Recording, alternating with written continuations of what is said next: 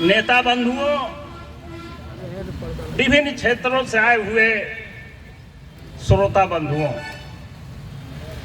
आज जिस महापुरुष की जयंती मनाई जा रही है, चाहे वो महात्मा गांधी हो, चाहे लाल बहादुर शास्त्री हो, दोनों एक महान पुरुष थे।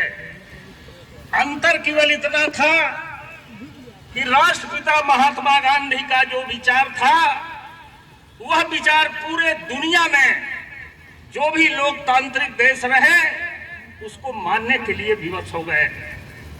और उन्हीं के विचारधारा पर चलते हुए दक्षिण अफ्रीका के नेल्सन मंडेला ने, क्योंकि दक्षिण अफ्रीका में अंग्रेजों का राज था, जिस समय भारत माता गुलाम थे उस समय दक्षिण अफ्रीका भी गुलाम था।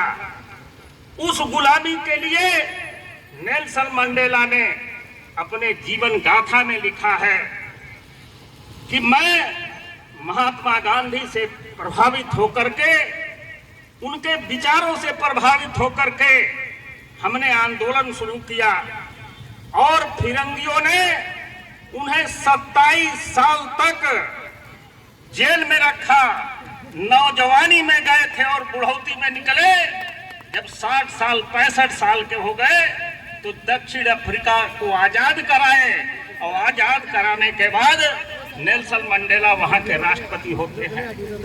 तो वह एक विचार है महात्मा गांधी का कि गुजरात में जन्म लेने वाला व्यक्ति पोरबंदर में 2 अक्टूबर 1869 को करमचंद गांधी और पुतली बाई, जिनके माता पिता रहे, कस्तूरबा गांधी जिनकी पत्नी थी।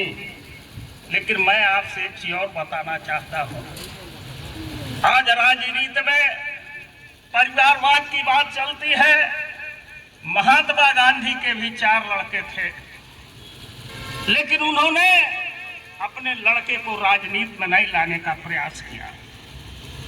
उनका पूरा जीवन, वह 1917 में जब इंग्लैंड से बैरिस्ट्री का पास करने के बाद जब वो भारत आते हैं, तो इसी के बगल में आप लोग याद रखिएगा, उत्तर प्रदेश के बगल में बिहार पड़ता है, वहां पश्चिमी चंपारण एक जिला पड़ता है, एक क्षेत्र पड़ता है। वहां पर नीलहे साहब नील की खेती कराता था। धान गेहूं की खेती न करा करके वो जबरदस्ती गेहूं, क्या नाम है, नील की खेती कराता था।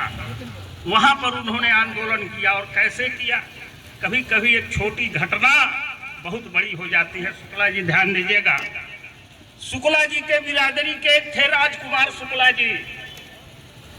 उन्होंने दक्षिण अफ्रीका में एक पत्र लिखा कि माननीय गांधी जी, पूरा पश्चिमी चंपारण क्षेत्र के किसान आज भूखमरी के कगार पर पहुंच गए हैं और जो लोग नील की खेती नहीं करते हैं उनको फांसी पर लटका दिया जाता है। महात्मा गांधी सीधे इंग्लैंड से आते हैं मुजफ्फरपुर। मुजफ्फरपुर में आने के बाद उनकी अगुवानी करती हैं नायडू जी, डॉक्टर राजेंद्र प्रसाद उनकी अगुवानी करते हैं, जेबी कृपलानी, वो प्रोफेसर रहते हैं मुजफ्फरपुर में, और वो ले जाते हैं और नील का आंदोलन होता है। वहां किसानों की जीत होती है और अंग्रेजों की हार होती है। तो वो गांधी थे, उन्होंने इतिहास बनाया था इस देश में।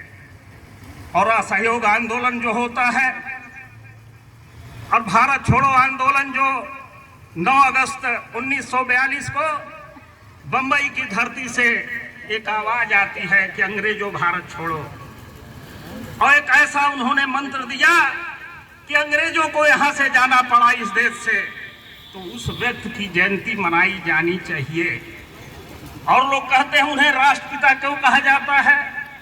मैं बताऊं कि कोई प्रधान की कुर्सी भी किसी को मिले तो छोड़ना नहीं चाहता है। कुछ भी करके प्रधान की कुर्सी से लेके और तो बड़ी कुर्सी आप नेशन कहते हैं कि उनके जैसा त्याग करने वाला इस पृथ्वी पर कोई पैदा नहीं हुआ, इस नाते उन्हें राष्ट्रपिता कहा जाता है। वह चाहते तो राष्ट्रपति बन जाते, वो चाहते तो प्रधानमंत्री बन जाते, लेकिन नहीं, उस त्याग के नाते और उस ऐसे महापुरुष को आज जो तत्कालीन सरकार है, चाहे वो पार्टी है, उन्हें आरोपित कर रही है, उनकी हंसी उड़ाई जाती है महात्मा गांधी की। शर्म करना चाहिए ऐसे लोगों को जो महात्मा गांधी के पैर के धूल के बराबर नहीं है, लेकिन उनके बारे में तरह तरह की बात करते हैं। ये याद रखने की जरूरत है। और दूसरे जिस महान पुरुष की आज जयंती है, उनको भी बहुत कमतर नहीं आंका जा सकता है। लाल बहादुर शास्त्री एक सामान्य गरीब परिवार के थे। उनकी जीवनी आती है कि जिस विद्यालय में वो पढ़ने जाते थे, वहां उस जो नदी थी, गंगा नदी के ऊपर पुल नहीं था।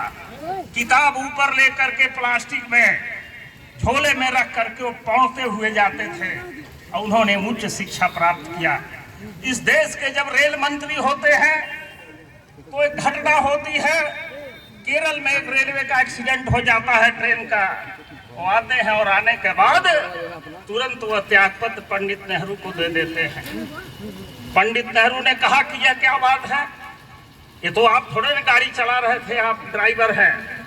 लेकिन उन्होंने कहा नहीं, मैं उस विभाग का मुखिया हूँ, मेरा दायित्व बनता है कि कहीं न कहीं हमारे अंदर कमी रही है, भले टेक्निकल फॉल्ट हो। उन्होंने रिजाइन कर दिया। कहीं मिलेगा कोई ऐसा व्यक्ति? यहाँ देश बेच डाल रहे हैं, कोई विभाग बेच डाल रहे हैं, चाहे एक्सीडेंट नहीं कुछ भी हो जाए, कोई भी अपना पद छोड़ने वाला नहीं है। वो चुंबक के तरह पकड़े रहेंगे। और हटाने वाला कौन है? आप लोग हैं। आप लोग अगर विचार करेंगे इस पूंजीवादी व्यवस्था को समाप्त करने के लिए, तो तभी महात्मा गांधी के आत्मा को शांति मिलेगी। जब लोकतंत्र जिंदा रहेगा, संविधान जिंदा रहेगा और संसद जिंदा रहेगा, न्यायालय जिंदा रहेगा। तो इस पर विचार करने की जरूरत है। हमारे मन में जो विचार आया, हमने बाबू विजय सिंह से कहा, जयप्रकाश जी जैसे व्यक्ति से कहा, जिनका पूरा जीवन प्रथम चेयरमैन थे। जो स्थिति उनकी तब थी, वही स्थिति आज भी है।